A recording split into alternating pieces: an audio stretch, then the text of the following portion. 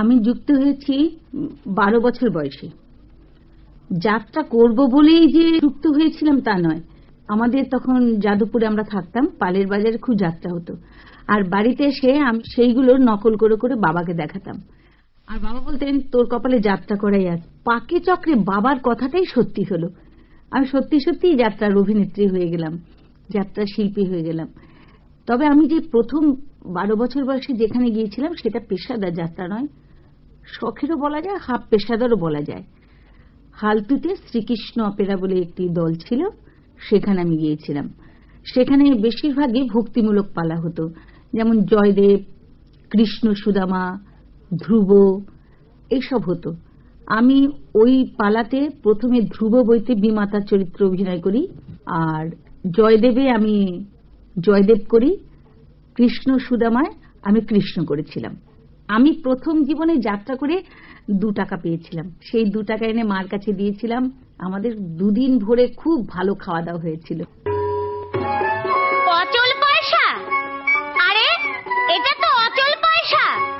বাবু মশাই, ও বাবু মশাই, যা সালা, অচল পয়সা দিয়ে এক পা টাটকা মাল নিয়ে কেটে বললো বাড়ির বাবু। বাবু মশাই, ও বাবু মশাই। পেশাদারি যাত্রা এলাম আমি 60-এর দশকের মাঝামাঝি। সেটাও এলাম একদম অদ্ভুত ধরনের ভাবে এলাম। আমি যখন শ্রীকৃষ্ণ অপেরা যাত্রা করছি সেই সময় ওখানে বেহালা বাজাতেন নিপেন চক্রবর্তী। আমি কাকু বলে ডাকতাম, নিপেন কাকু বলে।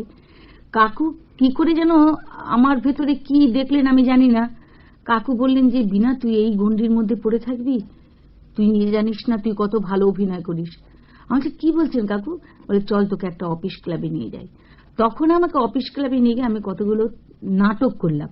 সেই করার পরে একটা যাত্রাও করলাম। ওখান থেকে এক ভদ্রলোক আমাকে নিয়ে এলেন নবযুগ নবরূপ অপেরা। ওটাও কিন্তু হাফ পেশাদার, তবে কি ওই শ্রীকৃষ্ণ অপেরার থেকে অনেক উন্নত মানের।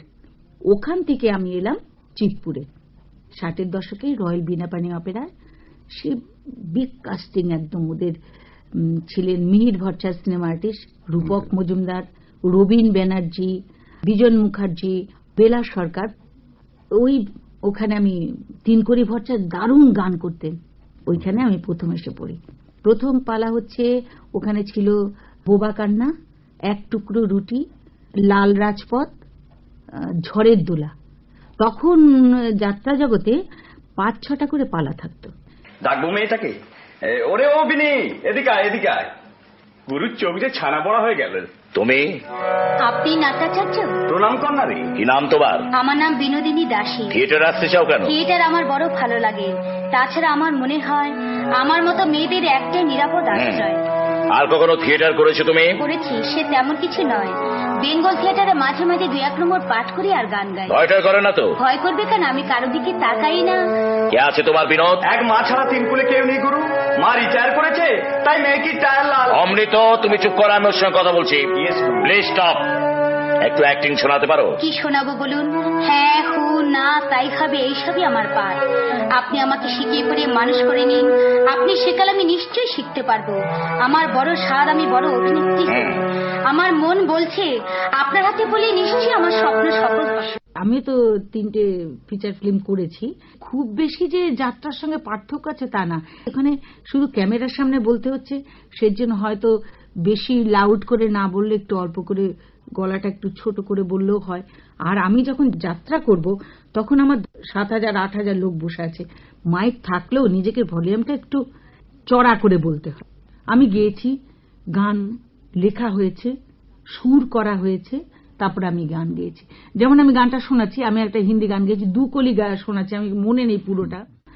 দিনওয়ানি রাম গেলোগি হে সজনী তোর, দিনওয়ানি রাম গেলোগি হে সজনী তোর, দিনওয়ানি রাম।